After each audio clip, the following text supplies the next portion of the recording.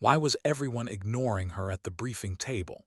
Maybe because she was quiet, or maybe because no one believed she belonged there in the first place. The S-47 helicopter bucked through the thin Afghan air like a wounded beast, its twin rotors clawing at the cold sky. Dust streaked the windows, mountains knifed through the clouds below, and inside the cramped fuselage sat Sergeant on a Sharma, still as stone. Around her the Marines laughed, cursed, chewed gum. They were all noise and swagger, the kind of men who carried confidence like a loaded weapon. To them she was background static, another body in a seat. She didn't look like what they imagined a sniper should look like. Not built like granite, not covered in tattoos, just a lean figure with dark hair pulled back tight, a face unreadable even in the helicopter's shaking light. Her hands rested calmly on the scarred Pelican case across her knees, her rifle, her history, her only real company. Corporal Davis leaned toward his buddy Chun, smirking through his headset. "Check out the museum piece," he said, nodding at the old case. Chun grinned. "Think she's got a musket in there." Their laughter barely rose above the engine's whine, but she heard every word. She didn't react, she never did. Her personnel file said little, deliberately so. Marksmanship instructor requalified for active deployment. That was all the Marines saw. A desk shooter, probably. A theory soldier, not a combat one. What they didn't see, what they weren't cleared to know, were the blacked-out lines. The operations that didn't exist. The call signs whispered about in bars after midnight. The one word that used to follow her like a ghost, Kestrel. The helicopter jolted hard as the pilot dropped altitude in a steep spiral, corkscrewing toward the landing zone to avoid ground fire. The Marines grabbed their straps, swore, braced. Anna didn't move. Her breathing stayed level, eyes fixed on the blur of desert spinning below. When the ramp slammed down, the valley roared alive. Sand, grit, wind, all of it surged inside as they hit the ground. "Move," Gunnery Sergeant Rohr's voice cut through the chaos. He was first off, barking orders through the dust storm. His face was a map of old wars, hard and angular, his tone the same. "Davis, Chun, get that gear to S2. Sharma with me." He said her name like an insult. She followed without a word, her boots crunching over gravel, the rifle case heavy on her shoulder. Forward operating base Razor wasn't much, a scar carved into the side of the Hindu Kush. Triple-stacked HESCO barriers, metal huts, antennas. The wind here never stopped. It screamed down the valley like something alive. It got into everything: eyes, gear, thoughts. They entered the command tent. Inside, the air smelled of sweat and instant coffee. Maps covered every inch of the tables. Wires hung from radios like vines. Colonel Madsen, thin and sleepless, looked up as they came in. "This her?" he asked. "Sergeant Sharma, sir," Rohr replied flat. "The replacement." Madsen's gaze drifted over her like he was trying to solve a puzzle that didn't make sense. "You're a marksmanship instructor." "Yes, sir." "We're at 11,000 feet here. The wind in this valley can change direction 3 times before a bullet clears 1,000 yards. He circled her slowly, voice sharpened with skepticism. "This isn't a classroom, Sergeant." "I'm aware," she said quietly. Her voice was even, too even. It made the men in the tent glance at each other. Madsen sighed, rubbing his temples. "Gunny, take her to the range. I want to know if she can even hit the broad side of a mountain." Dismissed with a flick of his hand. Outside, the wind greeted them again, cold and relentless. Rohr's jaw tightened. "You heard him, range." He led her across the base, up a slope to where a crude firing line overlooked the valley. Steel targets dotted the hillside, some at a few hundred yards, when a faint shimmer almost a kilometer away. Davis and Chun were already there, setting up the spotting scope, smirks back in place. This was ritual, the test. The new one always got it. Rohr folded his arms. 800 yards, full crosswind. Show me what you got." Anna knelt, her knees pressing into the gravel. She unlatched the old pelican case. Silence fell. Inside wasn't a gleaming new rifle. It was an older M40A5, worn smooth, patched personal. The metal dull, the scope immaculate. A weapon that had seen years, maybe decades of use. Davis gave a low whistle. "Damn, Gunny, that's an antique. My granddad carried one of those." "Let's see it shoot," Roar said, unimpressed. Anna didn't reply. She assembled her rifle with smooth precision, motion after motion practiced 1,000 times. Each click, each adjustment quiet, efficient. She pulled a small Kestrel weather meter from her pouch, let the numbers glow in the wind, then looked away from it to the real world. She watched the grass bend, the dust whirl, the mirage shimmer.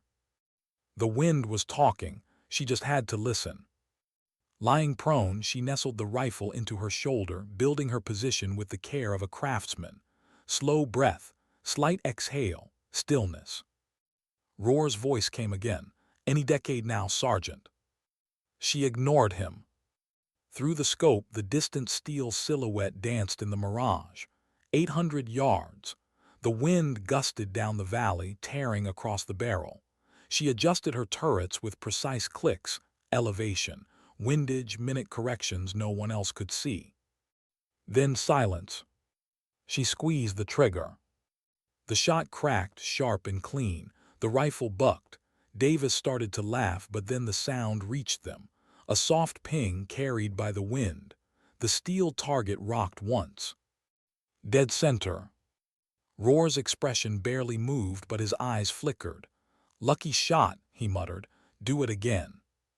She did. Ping. This time, even the wind seemed to pause. Roar turned away, hiding what might have been a smile or maybe irritation. "Pack it up," he said.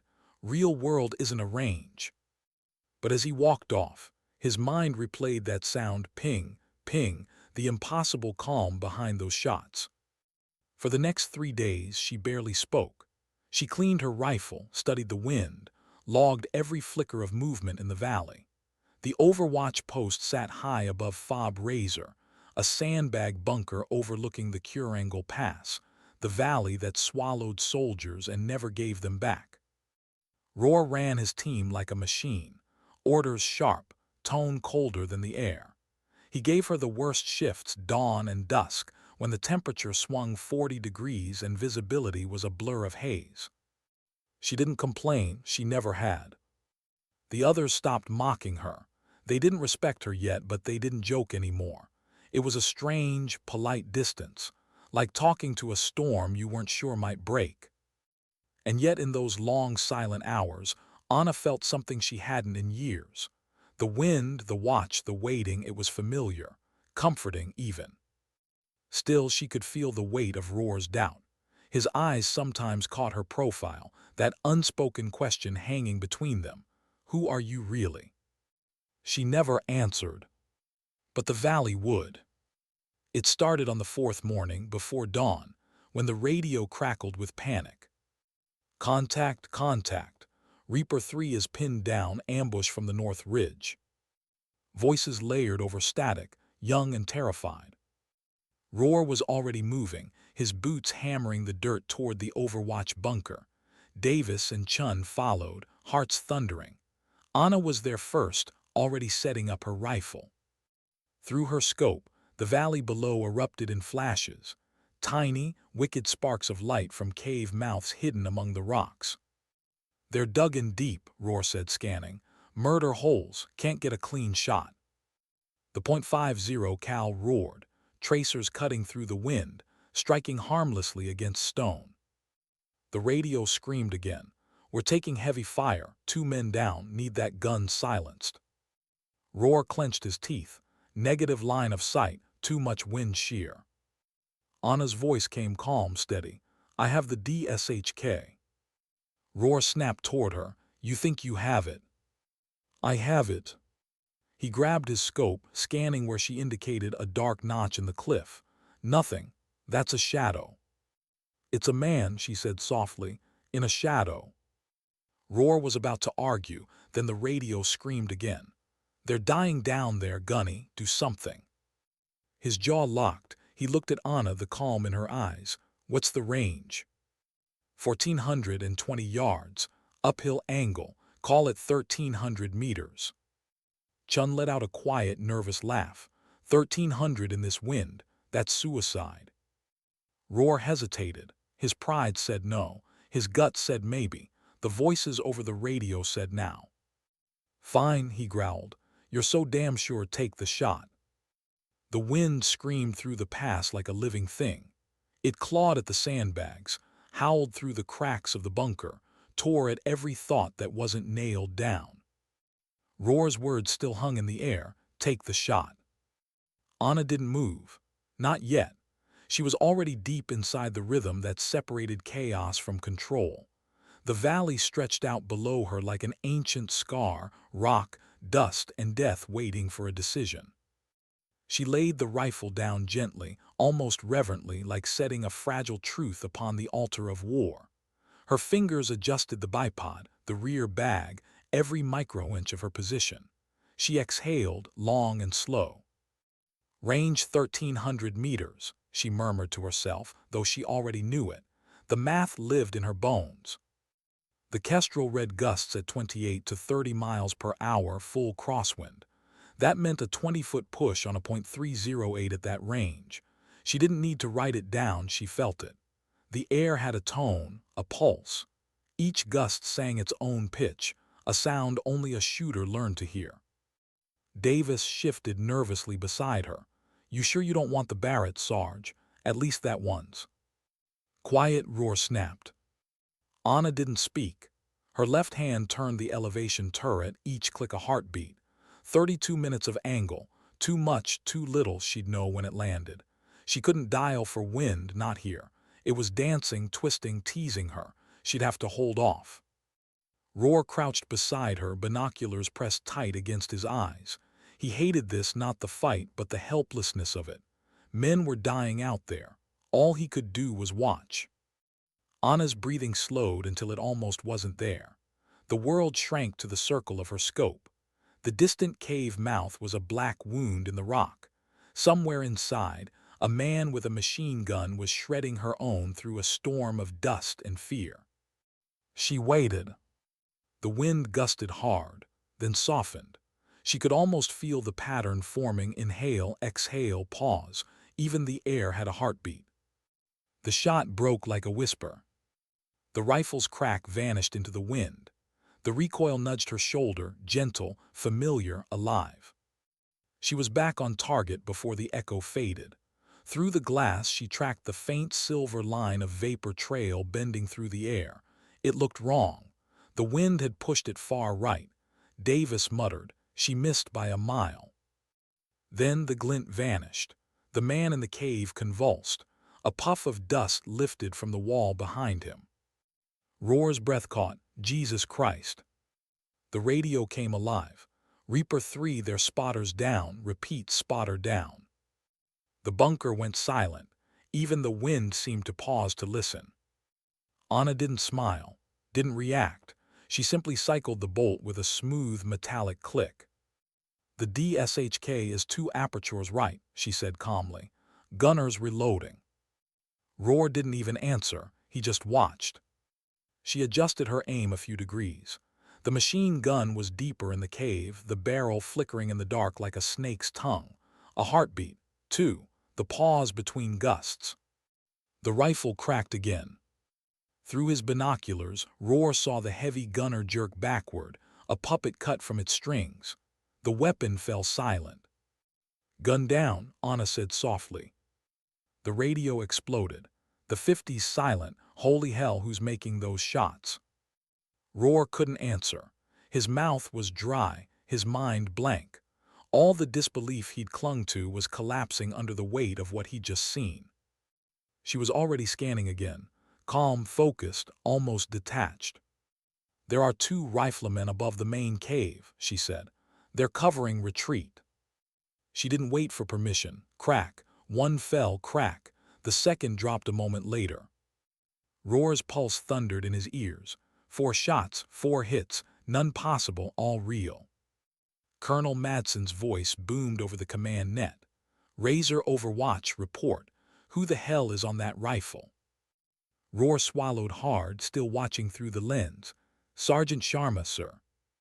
The instructor. Affirmative.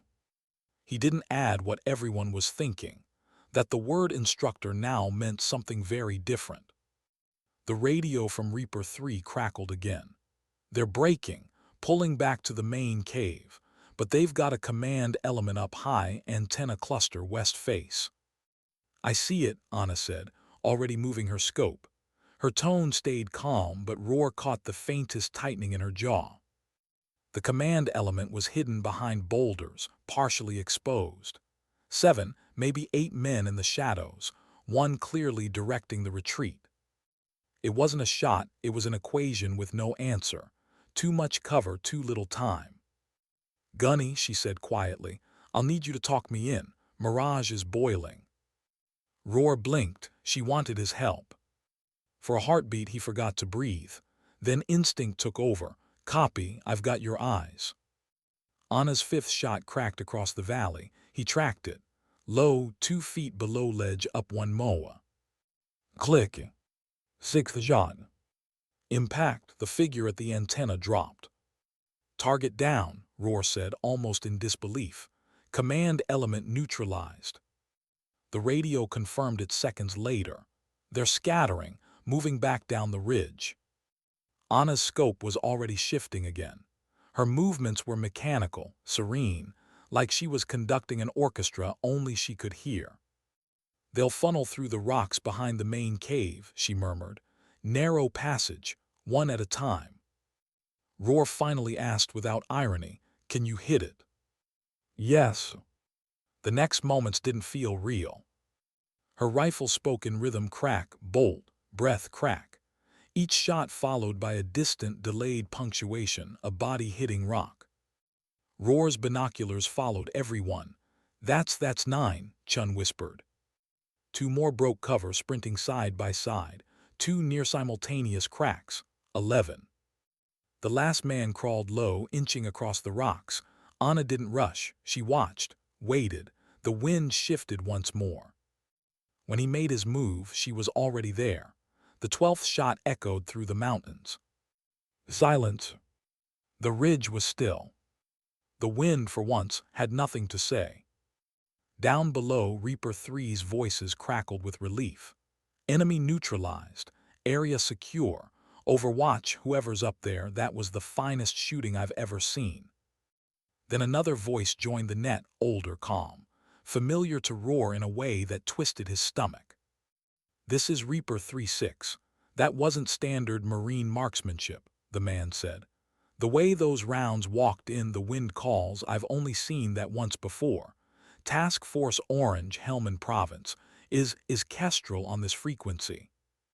The name hung like smoke. Roar's hand froze on the radio. Davis and Chun looked at each other. Even the wind seemed to hesitate. Kestrel, the ghost sniper. The myth whispered in classified after-action reports. The one who'd made impossible shots in impossible places, then vanished from every roster 5 years ago. Anna's eyes didn't move from her scope, but for a fraction of a second, Roar saw it, a flicker in her stillness, a ghost in her expression. He picked up the mic slowly. Negative, Reaper 3, no such call sign here. Shooter is Sergeant Sharma. The voice came back softer. Roger that, Razor. Then tell Sergeant Sharma she shoots like a ghost. The line went dead. For a long moment, no one in the Overwatch post spoke. They just stared at her, at the valley, at the place where war and legend had blurred into one. Anna began clearing her rifle. Her motions were steady, ritualistic. Not a hint of pride, not a tremor of adrenaline, just routine. The same quiet grace she'd shown since the moment she stepped off that helicopter. Roar rose to his feet slowly. He didn't salute, didn't congratulate, just reached into the ration crate, pulled out a canteen and a packet of coffee, the good kind, and placed it beside her. No words, just a nod. It said everything words couldn't. That night the base was quiet, quieter than it had been in months. The valley was a black ocean under the moonlight. The wind had softened to a whisper, as if even it respected the silence she'd earned. Anna stood alone at the edge of the fob, her hands tucked in her jacket, watching the silver ridges stretch into darkness. There was no triumph in her eyes, only distance, reflection. Every one of those 12 shots had been a heartbeat stilled, a breath ended. Precision had its cost. Footsteps crunched behind her. She didn't turn. Roar stopped beside her, leaving a respectful gap. The two of them stared out into the same cold void. "The wind's tricky here," he said finally, voice quiet. "It tells you what it's going to do," she replied, "if you listen." He nodded slowly, then Kestrel, not as a question, just truth acknowledged. "I tried to be out," she said, her tone so soft it barely touched the air. He understood. Some people weren't built for peace. Quiet harbors could be cruel. He reached into his pocket and pulled out a small brass casing, one of hers. "Thought you might want this." She looked at it for a long moment. "It's just brass, Gunny," she said. "The work's what matters." He closed his fist around it, nodding once. "Yeah, 12 times." As he walked away, she stayed. The first hint of dawn was rising over the peaks, bruised purple turning to soft gray. The cold bit through her sleeves. She pulled her jacket tighter, welcoming it. Respect was a warmth she didn't trust, but the cold she understood. It kept her sharp. It kept her alive. And for ghosts, that was all that mattered. The morning after the ridge was quiet, almost too quiet. The valley that had burned with gunfire just hours before now sat still, wrapped in a cold Afghan dawn. Smoke still drifted in thin ribbons from somewhere beyond the cliffs, dissolving into the pale sky. At forward operating base Razor, the men woke early but spoke softly, as if not to disturb something sacred. Word of the previous day's firefight had already spread through every tent and watch post. 12 shots, 12 kills. No one had said her name, but everyone knew who they meant. When Sergeant Anna Sharma stepped out of the barracks that morning, she could feel the difference in the air, a kind of quiet deference that replaced mockery. The sideways glances were gone. In their place, nods. Small, uncertain, but real. She walked toward the command tent, her boots crunching over gravel, her rifle case slung across her back. It wasn't pride that carried her. It was habit. The mission was over, but the weight of it was. Colonel Madsen was already inside, surrounded by maps, radio logs, and a mug of coffee gone cold. His eyes were bloodshot but sharp. When Anna entered, Roar was already there, standing at parade rest, face unreadable. "Sergeant," Madsen said without preamble, "sit down." She didn't. "I prefer to stand, sir." Madsen exhaled, pinching the bridge of his nose. "All right, let's start with the obvious. You took 12 shots yesterday from distances no Marine doctrine even accounts for." He looked up. "You care to explain how?" Anna's voice was calm, even. "Ballistics, observation, wind reading, experience." Madsen stared at her like she just described a miracle as paperwork. "That's not an explanation. That's a math problem. I need more than that, Sergeant." Roar stood in silence beside her. He wasn't sure what to say or if he wanted to. He'd seen it with his own eyes, and even he didn't believe it. Anna met the colonel's gaze. "Sir, I don't know how to make it sound extraordinary. It's not magic, it's just listening." "Listening?" Madsen repeated, skeptical. She nodded. "The wind, the heat shimmer, the silence between gusts, they all tell you what's coming. Most people just don't wait long enough to hear it." Madsen leaned back in his chair, studying her face. He saw no arrogance, no satisfaction, just weariness. "You've done work like this before," he said quietly. Anna didn't answer. Roar shifted slightly, breaking the silence.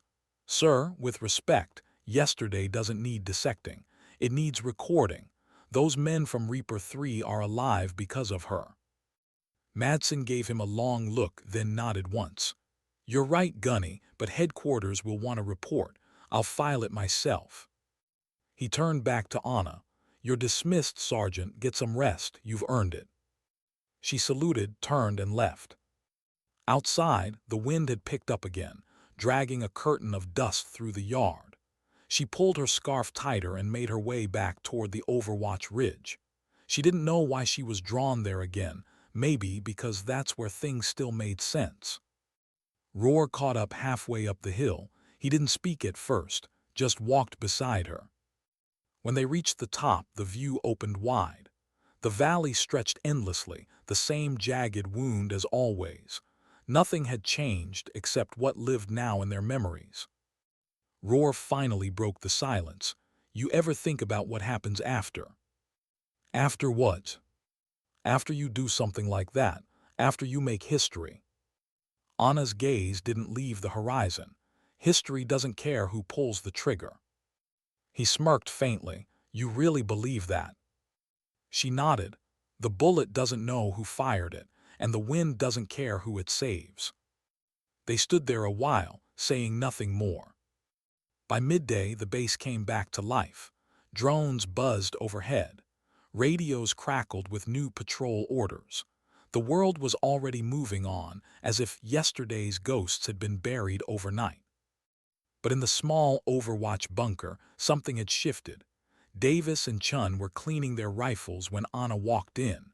They both froze, then stood automatically. Sergeant, Davis said quietly. She nodded once, setting her case down. There was an awkward pause before Chun spoke up.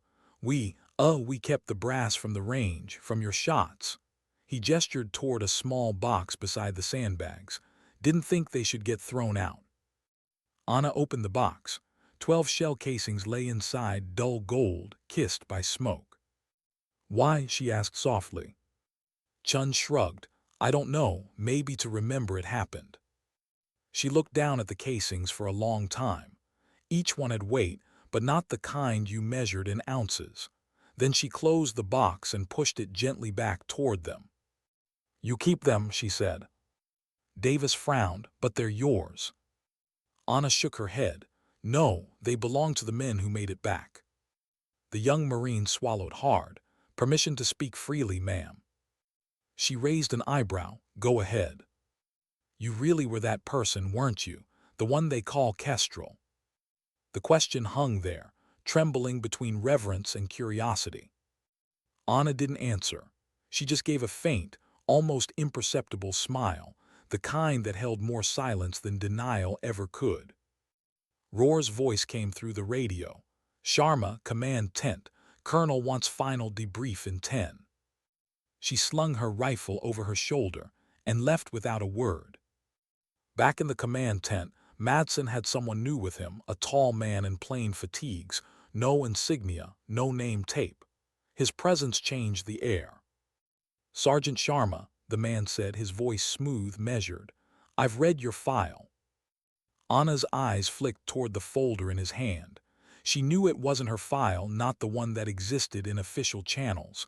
This one was thicker, older, redacted. Sir, she asked carefully. He smiled faintly. You've been off the board for a while. You were supposed to be done.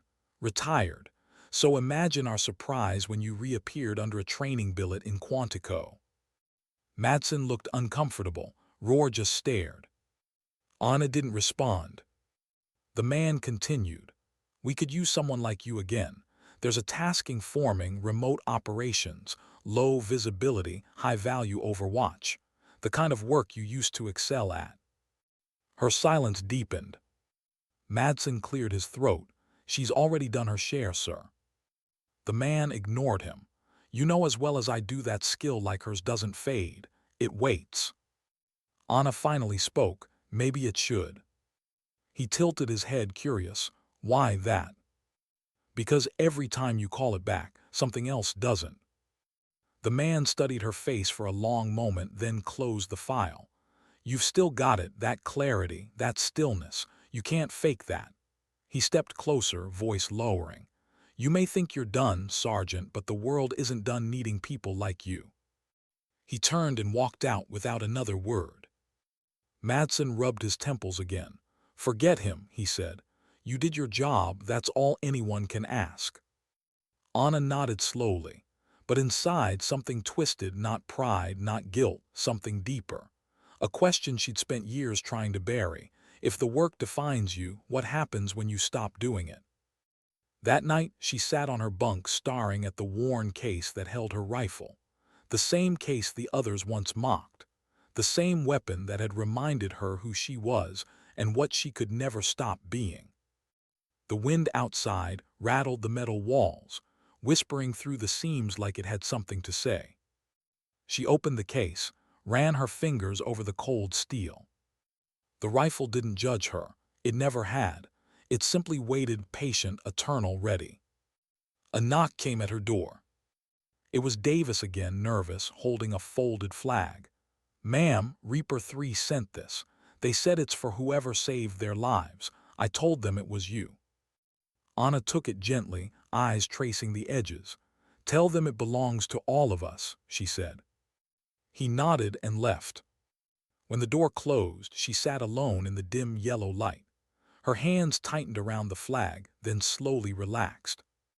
Out there in the cold wind and endless mountains, there would always be another fight, another call, another impossible shot. But tonight, for the first time in a long while, she allowed herself to feel something small, fragile, and dangerous. Peace. It didn't last, but it was enough to remember what it felt like. Sleep didn't come easily that night. The desert was quiet, but it wasn't kind. Even in silence there was noise, the whisper of wind, the creak of the metal bunk, the low hum of the generators miles away. Every sound pressed against her chest like an echo from the past. Anna lay awake staring at the ceiling, her thoughts flickering between the faces she couldn't forget and the ones she wished she could. 12 shots. 12 kills. 12 ghosts. The math was simple, the weight was. By dawn, she was sitting outside her barracks, mug of instant coffee steaming in her hands, watching the sun climb over the peaks. The light spread slow, pale gold over the ridges, turning the shadows into something softer. It should have felt peaceful. It didn't. Couldn't sleep either. Roar's voice broke through the morning. He stood behind her, already geared up, his eyes bloodshot but awake. He handed her a ration bar, the kind that tasted like cardboard and regret. "Never could," she replied. He sat down beside her, stretching his legs out. For a long while, neither of them said anything. The kind of silence only soldiers share, the one that doesn't need to be filled. Finally, Roar spoke. "That man yesterday, the one with the unmarked uniform, you know him." Anna didn't answer right away. "Not personally," she said finally, "but I know what he represents." "Recruiter." "Collector," she corrected softly. "He doesn't build teams, he rebuilds ghosts." Roar grunted. "You gonna say yes if he comes back?" She looked out at the valley. "I don't know." He nodded as if that was answer enough. "You know, when they dropped you on this mountain, I didn't want you here." "I noticed." "Yeah," he exhaled, shaking his head. "But after what I saw yesterday, hell, I don't even know what to call it. I've seen good shooters. I've seen lucky ones, but that wasn't either." "It wasn't luck," she said. "And it wasn't good shooting, it was necessity." He studied her for a moment. "You ever think about stopping?" "Every day," she said quietly. "And every time I do, something like yesterday happens." Roar looked down, picking up a small rock and rolling it between his fingers. "Maybe the world keeps pulling at the ones who can still feel it." Anna gave a faint smile. "Or maybe it just doesn't care who it breaks, as long as the job gets done." They sat in silence again. The wind kicked up, carrying fine dust that glowed in the rising sun. Then a voice came over the loudspeaker, sharp, urgent. "All Overwatch personnel report to command. Priority brief." Roar groaned, standing. "And here I was thinking we'd get one quiet morning." Anna rose beside him, setting her cup down on the gravel. The steam disappeared instantly into the cold air. Inside the tent, the mood was different, taut, brittle. Colonel Madsen stood over a topographic map, lines drawn in red grease pencil across the valleys. The man from yesterday, the one with no insignia, was back. When Anna entered, his eyes met hers instantly. "Sergeant Sharma, glad you're here." She said nothing. Madsen motioned to the map. "We just got word from ISAF command. Last night there was an ambush in Coast Province. Convoy hit hard. One of the survivors claims the cell leader responsible was sighted moving north. Here." He pointed to a cluster of mountains west of their position. "Another ridge," Roar muttered. "Of course." The man in plain fatigues continued. "Our drones can't get a lock-heavy interference in the area. We need eyes, real eyes." He looked directly at Anna. "Yours." Madsen frowned. "You're not serious. She's been on one operation in 6 months." "I'm serious," the man said calmly. "We've got a chance to stop a target who's built half the IED networks in this region. He won't surface again. We need overwatch and long-range engagement capability. She's the only one here who can do that." Anna's gaze dropped to the map. The coordinates meant nothing to most, just numbers and ridgelines. But to her, they meant variables: wind corridors, elevation angles, heat mirage. "What's the range?" she asked quietly. "Variable, 1,200 to 1,500 meters, depending on where he surfaces." Roar swore under his breath. "That's a damn mile, in mountain air." The man smiled faintly. "You've done it before." Anna met his eyes, and I buried what came with it. He ignored the warning in her tone. "Departure in 2 hours. You'll have a small support team, no direct assault element. This is eyes only. Confirm, capture if possible, terminate if not." Madsen bristled. "This is my command, and she doesn't take orders from." "She does," the man interrupted smoothly. "For this mission she does." Anna's silence stretched. She felt the weight of both men's eyes, one trying to protect her, the other trying to use her. Neither understood that the decision wasn't about duty anymore. It was about identity. She finally nodded once. "I'll go." Madsen looked like he wanted to argue but stopped himself. "God help us all," he muttered. 2 hours later, the helicopter's rotors thundered to life again. This time there was no chatter, no mockery. Davis and Chun sat opposite her, their expressions respectful, almost reverent. Roar was beside her, running final checks on the comms. "Same rifle?" he asked. "Always," she said. He nodded approvingly. "Good, don't change what works." They flew low, hugging the valleys, the peaks flashing by like teeth. The new Overwatch point was an abandoned ANA outpost, just a slab of concrete and sandbags perched on a cliff. The wind hit them hard the moment they landed. It felt like the mountains themselves were breathing against her face. They set up quickly. Roar established comms, Davis spotted, Chun manned the backup rifle. Anna unpacked her weapon, laid it out like an altar again, checked every screw, every scope adjustment.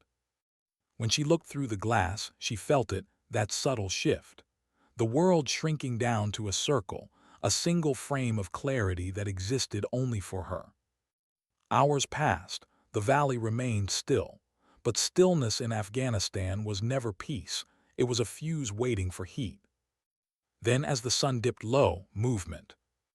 A group of figures emerged from the shadows of a dried-out riverbed, 6, maybe 7. Armed, careful.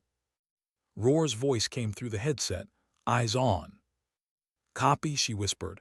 "Target, the one in the middle, taller, keeps checking bearings."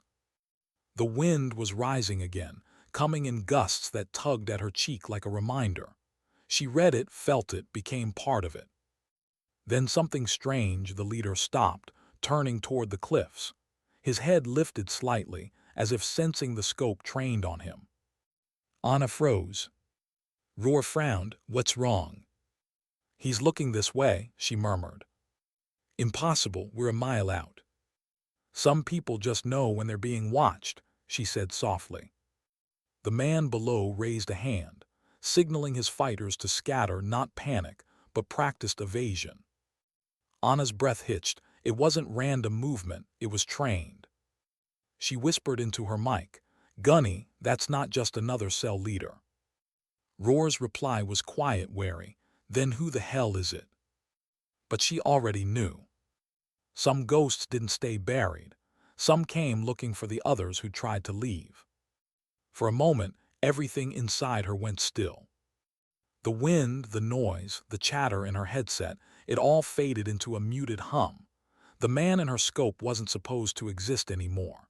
She buried that face years ago, along with everything she'd been before she became the instructor. But there he was. Same build, same gait, the same scar that ran along his jaw like a line drawn by memory. Roar's voice cut through her trance. "Sergeant, talk to me. What's happening down there?" Anna blinked, her mind snapping back into the now. Target split formation, moving toward the ravine west side. But what? Her throat felt dry. "I know him." There was a pause on the radio. "You what?" "Long time ago. Another unit, different flag." The line went quiet for a heartbeat, the kind of silence that carried weight. Then Roar's tone hardened. "All right, doesn't matter who he is. We've got orders." Anna exhaled slowly, her eyes still fixed through the scope. "Yeah, orders." The figures below moved with purpose, not the erratic stumbles of insurgents, but the coordinated discipline of men who'd seen real combat. It was a tactical spread. Cover and flank. Whoever led them knew what he was doing. Davis spoke through the comms, voice low. "Gunny, getting weird readings on thermal. Lot of heat distortion out there. Mirage is jumping all over the place." Anna adjusted the focus on her scope, eyes narrowing. The air shimmered with heat waves that twisted the shapes below into ghosts. Every movement fractured, doubled, vanished. She had to rely on instinct now. The math meant nothing when the mirage lied. "Hold position," Roar ordered. "We wait till we get solid ID." But something in Anna's gut twisted. A feeling she hadn't had since her last classified op. The one that made her disappear from every roster for 5 years. "This isn't right," she said softly. "They're not moving to hide, they're setting." "Setting what?" Davis asked. "A perimeter," she replied. "They're not running from us, they're waiting for us." Roar swore under his breath. "They knew we'd come." Then the world split open. A flash tore through the ridge below, a blast so bright it seared the edges of the valley. The sound hit a second later, a deep, rolling concussion that threw dust and sand against the bunker walls. "Contact, contact," Chun yelled, ducking behind the sandbags as the shockwave slammed through. "Son of a get down," Roar barked. The radio erupted in static. The interference was worse than ever, just how they planned it. Anna's heart pounded, but her hands were steady. She peered through the scope again. The group was gone, vanished into the smoke and rock. Not gone, hidden. She shifted her aim left, scanning. Then she saw it, a glint, just for a second, halfway up the cliffside. "A scope." "They've got Overwatch," she shouted. A bullet cracked overhead, chipping rock inches from Davis's helmet. "Sniper," Roar roared, diving for cover. "He's got us ranged." Anna ducked low, breathing shallow. The shot had come from above their left flank, high, calculated, confident. She recognized that kind of shot. It wasn't random suppression. It was communication. He was saying hello. "Gunny," she said, loading another round. "I need a window." Roar peeked out between sandbags, spotting the shimmer of glass on the opposite ridge. 1,200 meters, maybe more. "You won't get him from here." "I will," she said quietly. "Damn it, Sergeant." But she was already prone again, rifle anchored into the dirt, eyes locked through the scope. The mirage was worse now, the wind tearing through cross-currents like invisible rivers. She could barely see him, just a faint distortion where the glint had been. He was good, too good. She adjusted for the wind. her hands moving on instinct, no numbers, no math, just feel. Her finger hovered on the trigger. She hesitated. Because she remembered now. The man in her scope, Callan Frost, had been her spotter once, back when she was kestrel. He taught her one thing she never forgot: never shoot the wind, shoot the pause between it. And now he was using her own words against her. She exhaled, waiting for that pause.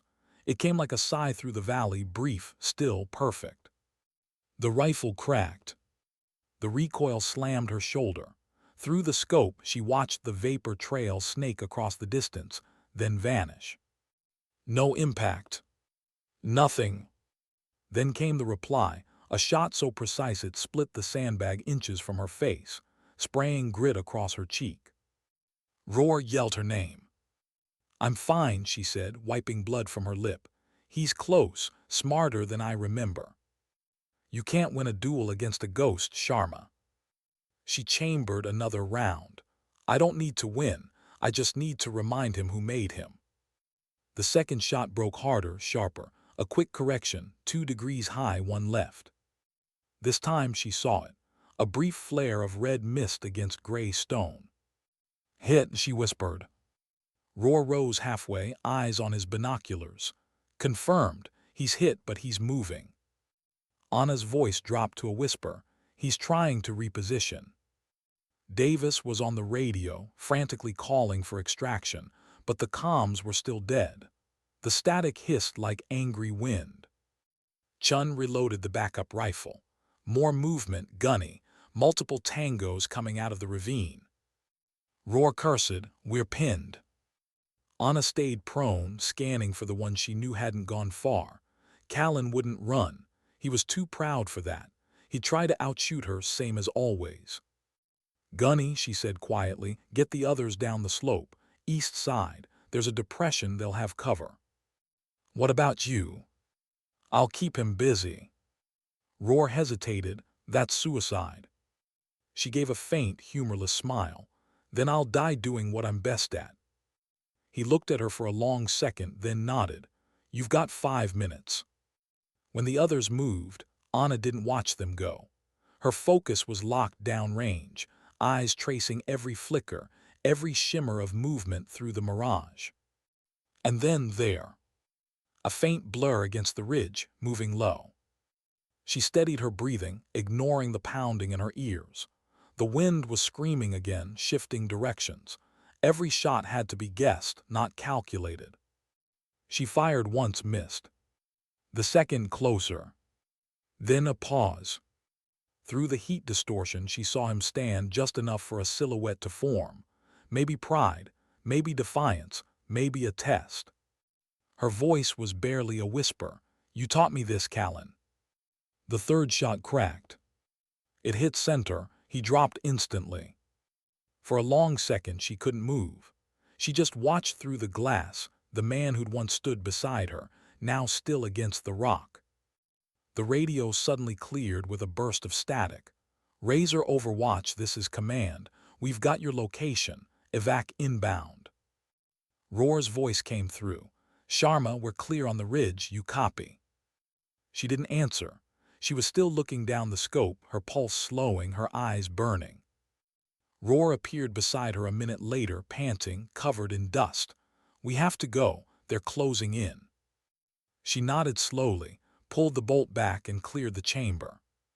"Target?" he asked. "Down," she said, but he wasn't just a target. Roar stared at her. Who was he? She didn't look at him. A reminder. The helicopter came minutes later, whipping the valley into chaos. They climbed aboard, the air thick with grit and the smell of cordite. As they lifted off, Anna glanced one last time toward the ridge where Callan had fallen. Through the swirling dust, she thought she saw him move, just once, then nothing. The mountains swallowed him whole. She sat back, silent, the rifle across her knees once again. Roar watched her, unsure if she'd just saved them, or broken something inside herself that would never be fixed again. She didn't cry, didn't flinch. She just whispered to herself, barely audible over the rotors. Sometimes ghosts don't haunt you. They just wait for you to come back. The helicopter's engine howled against the thin air as it lifted them away from the ridge. Dust swirled below, blurring the world into shades of gray. No one spoke. Anna sat with her back to the wall, rifle laid across her lap. Her gloves were covered in fine grit, her cheeks streaked with a thin line of blood that had long since dried. She didn't bother wiping it away. Opposite her, Roar kept his eyes on her, silent. Davis stared at the floor, his hands still shaking. Chun just stared out the open ramp, watching the mountain slide past. 12 shots had made her a legend. 3 more had brought her face to face with her past. Now every mile they flew felt heavier. When they landed back at Fob Razor, the light was fading. The sky was the color of rust and smoke, the kind of sunset that looked like the earth itself was bleeding out. Madsen was waiting at the pad, headset around his neck, jaw tight. He didn't say a word until the blades stopped spinning. What the hell happened out there? Roar started to speak, but Anna cut in. Ambush, they knew we were coming. Did you complete the objective? She met his gaze. Yes. Then what's the problem? He asked. Anna paused. The problem is who the target was. Madsen frowned, meaning. She didn't answer, just walked past him, rifle case over her shoulder, dust trailing from her boots. Roar followed a few steps behind, stopping only to say quietly, "We'll file a report, sir." That night the base was restless. The wind carried sand through every crack and seam, whispering against the metal walls like a voice that wouldn't stop talking. Anna sat alone in the dim light of the equipment shed, the rifle disassembled in front of her. Piece by piece, she cleaned it with the precision of ritual, not to maintain it, but to keep her mind from collapsing inward. The smell of gun oil mixed with dust. Her hands didn't tremble, but her thoughts did. Every part she touched had a memory, the bolt, the trigger, the scope. Every mark, every scratch had a history. She remembered the day Callan Frost had handed her that rifle for the first time. "You don't aim with your eye," he'd told her. "You aim with what's left of your conscience." And now he was dead. Killed by the very rifle he once tuned for her. A shadow filled the doorway. Roar leaned against the frame, arms folded, still up. "Couldn't sleep." "Yeah," he said softly, "didn't think so." He walked in, looking over the scattered rifle parts. "You know, most people take comfort in cleaning their weapon. You look like you're trying to wash blood off your hands." She gave a small, tired smile. "Maybe I am." Roar sat across from her, lowering his voice. "Was he one of ours?" "Once," she said. "Before you went dark." Anna nodded. "We worked the same ops. Helmand, Wardeck, the border towns. He was good, too good, but he wanted more control. Started taking freelance contracts after the unit broke apart." "So he turned," Roar said quietly. She nodded again, "and I just closed the loop." Roar exhaled slowly, rubbing his jaw. "You did what needed to be done." Anna shook her head. "That's what everyone says when they don't want to think about what it costs." For a long moment, the only sound was the distant hum of the generators. Finally, Roar spoke again. "You know what I don't get? You never miss, ever, but you look like someone who's lost every fight they ever won." Anna didn't look up, because the bullet doesn't care who it saves, but I do. She reassembled the rifle piece by piece, her movements deliberate, almost meditative. When she was done, she closed the case gently, locking the latches with a click that sounded final. Roar stood. "Command's going to want you in the tent at 600. Debrief. That spook from yesterday's back. Says the target was part of something bigger." "Bigger?" "Yeah," Roar said grimly. "He says your shot might have started a chain we can't stop." Anna didn't flinch. It usually does. She stood, slung the case over her shoulder and stepped past him. But he reached out, stopping her with a hand on her arm. "You sure you're okay?" She looked at him, her eyes tired but steady. You don't walk away from ghosts, Gunny. You just make peace with the ones that follow. The next morning came too soon. The command tent was filled with tension thick enough to taste. The man in the plain fatigues, the same handler from before, stood beside Colonel Madsen, a tablet in his hand, satellite images glowing across its surface. Sergeant Sharma, he greeted, calm, unreadable. Impressive work as usual. Anna didn't respond. He swiped across the tablet, revealing new images. Your engagement last night neutralized one of our primary rogue assets, Callan Frost. Unfortunately, it also triggered movement across 3 provinces. His network's coming apart, but it's pulling others out of hiding. We'll need someone who can anticipate their patterns. Someone like you. Madsen bristled. You're not assigning her anything else until we understand what the hell we walked into. The man smiled slightly. You don't need to understand, Colonel. You just need to follow orders. Anna's jaw tightened. You used us. He turned toward her, unbothered. We positioned you. There's a difference. She stepped closer, her voice low but sharp. You set us up as bait. It worked, he said simply, and now we have options we didn't before. Roar's hand curled into a fist, but Anna raised a quiet palm. Don't, she murmured. That's what they want. The man studied her with faint amusement. You've changed, Kestrel. The name hit the air like a stone in still water. Madsen looked between them, confused. Kestrel. Anna's expression didn't move. That name doesn't exist anymore. It never really stopped existing, the man said softly. You can't erase something that perfect. She met his eyes. Perfect. I just shot a man who used to save my life. He smiled, small, cold. And that's exactly why you're still the best. She turned away, her silence louder than anything she could have said. The man pocketed his tablet. You'll have orders by tomorrow. Take the night to think about what kind of soldier you still are. When he left, Madsen slammed a fist against the table. They treat you like a tool, like a damn ghost they can wake up whenever they want. Anna gave a weary half-smile. That's exactly what I am, Colonel.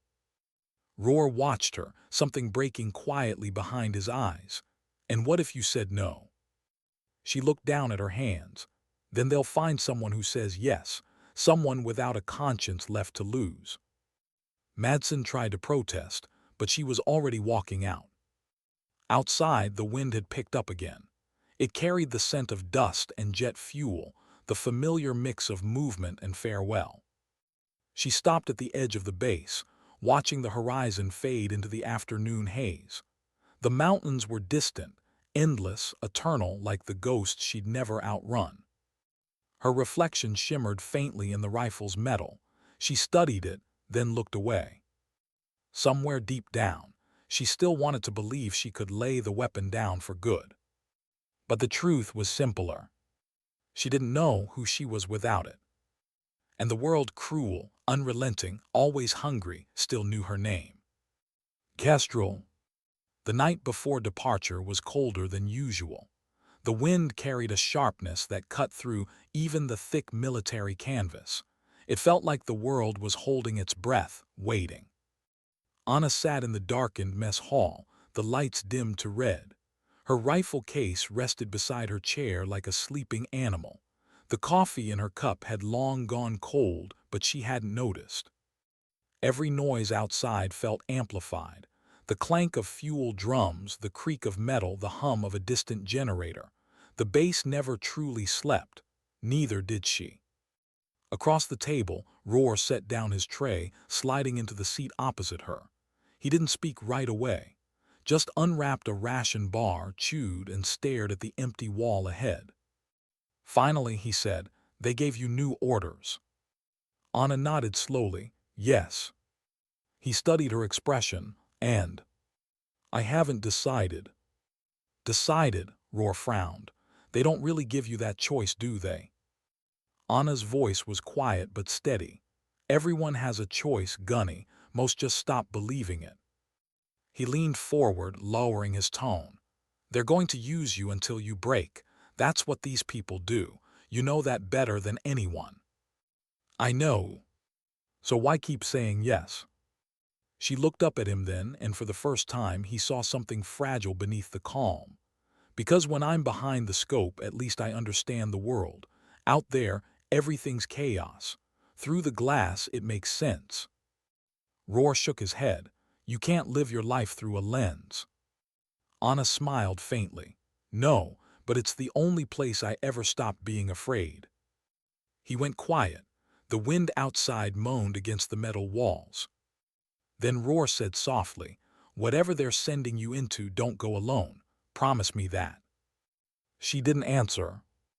At 400, the helicopter was waiting. The unmarked one again, no unit insignia, no serial number. Just matte gray steel and silence. The same man from before, the handler with the calm voice and colder eyes, stood by the ramp. Morning, Sergeant, he greeted. We move before dawn. Target confirmation will come mid-flight. Anna stopped at the base of the ramp. And if I say no? He smiled unbothered. You won't. Behind him, two other soldiers waited, unfamiliar, special operations types. Efficient, faceless. They looked at her the way you'd look at a weapon you've heard stories about. She boarded without another word. Roar stood on the flight line, watching as the rotors came alive. He didn't wave, didn't salute. He just stood there, his face hard, the wind whipping his jacket. He knew she was going somewhere she might never come back from, not because she'd die, but because she'd disappear again. The chopper lifted off, carving through the pre-dawn haze. Anna stared out the window, the world below shrinking into shadow. The handler leaned forward from the opposite seat, speaking over the engine's roar. Your target is in transit, former ally, classified designation Argo. Anna's eyes flicked up. Argo. He nodded. The one who managed Frost's network after he went rogue. He's transporting data on high-value operations, files that don't officially exist. She understood immediately. Black files. He smirked. Exactly. And he's meeting with foreign intelligence to sell them. You're to intercept and neutralize, clean, no retrieval. Anna's jaw tightened. So you're not protecting the country, you're protecting yourselves. His expression didn't change. We protect stability, Sergeant, that's the mission. She stared out the window again. The sun was bleeding over the horizon, staining the clouds orange and red. Somewhere in the light, she saw Frost's face. The man she'd shot. The man who'd once told her the same thing, that killing for control was the same as killing for peace. Maybe they were both wrong. Maybe they both weren't. 2 hours later, they touched down in the highlands north of Nuristan, a dead plateau surrounded by ridges sharp enough to slice the sky. The team disembarked, moving low. The air was razor-thin and silent. They set up along a cliffside overlooking a narrow mountain pass. Through her scope, Anna could see a convoy below, 3 SUVs kicking up trails of dust. Middle vehicle, the handler said quietly over the radio. That's your target. Anna adjusted her focus. The convoy slowed near a cluster of ruins, ancient stone arches half buried in sand, the perfect place for an ambush. Something felt wrong, too clean, too controlled. Gunny Roar, do you copy? She whispered into her headset, out of instinct, not expectation. Static answered. She wasn't on his channel anymore. Sergeant, the handler asked, noticing her hesitation. Her eyes narrowed. You're sure the target in the middle vehicle? Confirmed, orders stand. She watched through the scope, zooming in tight. The glass reflected faces unfamiliar. Men with covered eyes, heavy armor, strange insignia on their sleeves. Not local militia, not Argo's men. Her stomach dropped. Those aren't his people. Execute, Sergeant, the handler said, voice harder. Now. She didn't move. Do it, he snapped. Then she saw it, the insignia on one of the driver's shoulders. Faded, but recognizable. American. Anna froze. Her heart hammered. "That's a U.S. team," she said quietly. The handler's tone didn't waver. "Expendable assets. They were compromised. We're cleaning up the leak." Anna lowered her rifle. "You're lying." "Sergeant Sharma," he warned, "follow your order." She looked at the men below, unaware, laughing in the heat, oblivious to what was coming. Her finger hovered on the trigger. Every breath she'd ever taken behind a scope came back to this. The same equation, but a new variable: conscience. She exhaled slowly. "And didn't fire." The handler's voice sharpened. "That's a direct order." She turned her head slightly, meeting his eyes. "You didn't bring me here to serve a mission. You brought me here to erase evidence." He drew his sidearm. "Do your job, Sergeant." Anna didn't flinch. "I am." The sound that followed wasn't her rifle, it was his. The click of an empty chamber. She'd already removed the magazine when they'd boarded. She'd known. Deep down, she'd known. In one motion she stood, striking his arm away, the pistol clattering to the rock. The two operators turned instantly, weapons raised. But Anna moved first. A blur of precision and silence, disarming one, driving an elbow into the other's throat. The sound of struggle echoed through the canyon. In less than 10 seconds, both were down. The handler scrambled for his gun, but Anna's boot pinned it before he reached it. She stared down at him, her expression empty. "You should have learned to listen to the wind."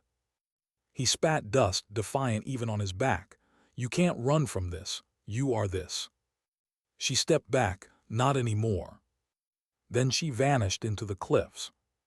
By the time the handler's backup arrived, there was nothing left. No rifle, no gear, no trace of the woman they thought they controlled. Only a single brass casing lay on the rock, polished, deliberate. Etched into its side, scratched with a knife tip, were 3 words: "The wind knows." By the time the sun set, rumors were already spreading that the legendary ghost, Kestrel, had gone rogue again. But those who had fought beside her, those who had seen the way she listened to silence, the way she looked through the scope with mercy in her eyes, they didn't call it betrayal. They called it freedom. And somewhere in the mountains, beneath a sky bruised with twilight, Anna Sharma walked alone, for the first time in years, not as a soldier, not as a weapon, but as a human being trying to remember what peace was supposed to feel like. The mountains swallowed her for 3 days.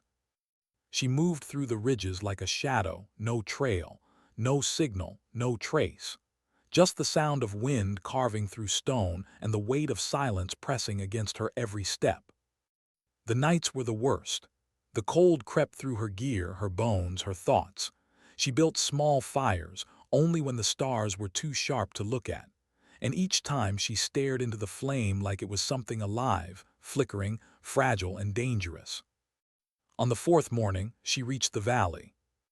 A river cut through the canyon, silver and narrow, vanishing into fog. She followed it until she found the old shepherd's hut, half collapsed, forgotten by maps, untouched by war. That's where she stopped. For the first time in years, Anna Sharma put her rifle down, not leaned it, not set it aside. She laid it down carefully, reverently, as if burying a friend. The sound of metal against earth was softer than she expected. She sat by the doorway, listening to the wind. It wasn't whispering this time. It was quiet. Peaceful. Almost human. For hours she said nothing, she just breathed. The faces came back as they always did, the 12 men, the missions, the lost ones. Frost's eyes as he fell. Roar's voice calling her name through static. The laughter of those who had mocked her once, back before they learned what silence could do in the right hands. And then, softer still, the voice of her younger self. The one who had joined for belief. Not revenge, not control. Just the hope that doing something hard might mean something good. She'd lost that girl somewhere between the first shot and the 12th. But now, sitting in the middle of nowhere, surrounded by everything she'd tried to forget, Anna realized something simple, that maybe she hadn't lost her. Maybe she just stopped listening. The wind shifted, carrying the faint scent of pine and distant rain. She smiled. It had been years since she'd smiled without reason. Then footsteps. She turned slightly, hand instinctively brushing toward where her rifle used to be. But it wasn't an enemy. Roar stood in the clearing, his uniform dusty, eyes tired but alive. He didn't say how he found her. He didn't need to. For a long moment, they just looked at each other. "You always were hard to track," he said finally, half a smile on his face. "You weren't supposed to find me." "Yeah," he replied. "That's what you said last time." She motioned to the ground beside her. "Sit. You look like you could use quiet." He sat.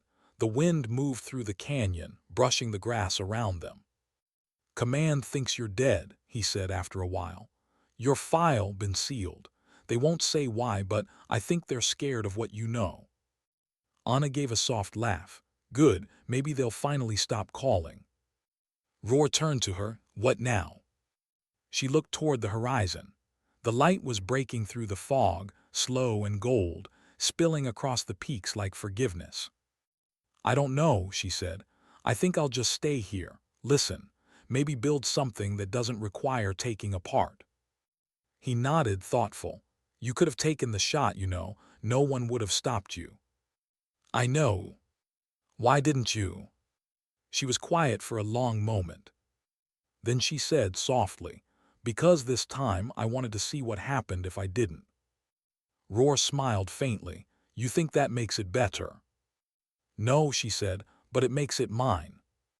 They sat in silence again, two soldiers who had given too much, finally learning how to exist without noise. The river kept moving, the sky kept changing. When Roar finally stood, he reached into his pocket and placed something beside her, a small metal tag, scratched and worn. It was Frost's. "Found it near the ridge," he said quietly. "Figured it belonged to you more than anyone."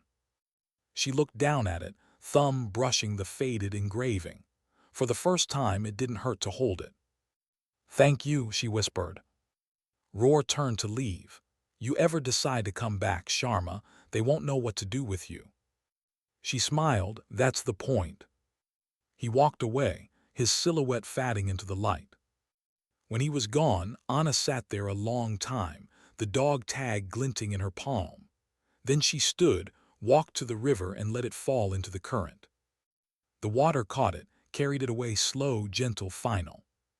She watched until it disappeared beneath the surface. Then she turned back toward the hut. The rifle still lay where she left it, sunlight catching the barrel. She didn't pick it up. She just looked at it, nodded once, and whispered something the wind almost took away. Sometimes dignity doesn't speak, it simply acts. The camera would pull back here, the valley widening, the river winding into distance, the mountains standing eternal. A single figure walking away from the life she once lived, into the silence she finally understood. A voice, her voice, quiet, reflective, closing the loop. They said no one could hit that shot, but maybe the real shot was learning when not to pull the trigger.